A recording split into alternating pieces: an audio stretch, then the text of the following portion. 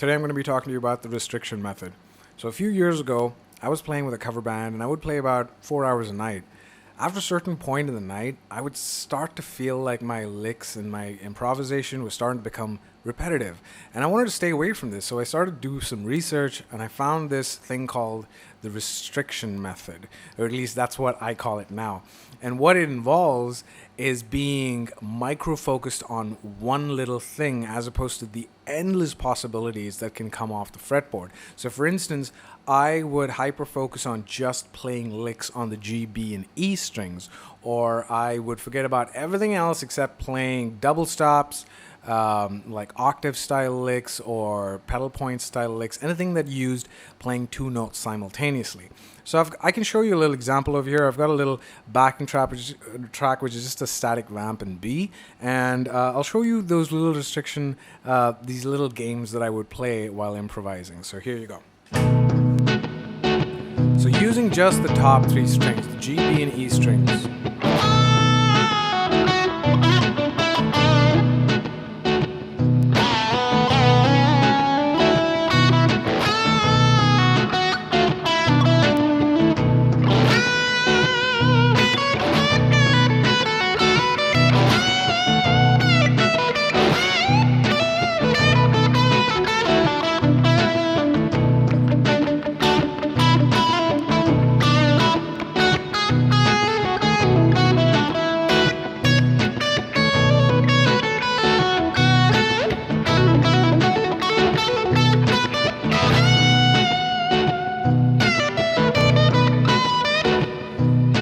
Now I'm going to take you through the other little restriction where I would just play two notes simultaneously, so either octaves or double stops or pedal point.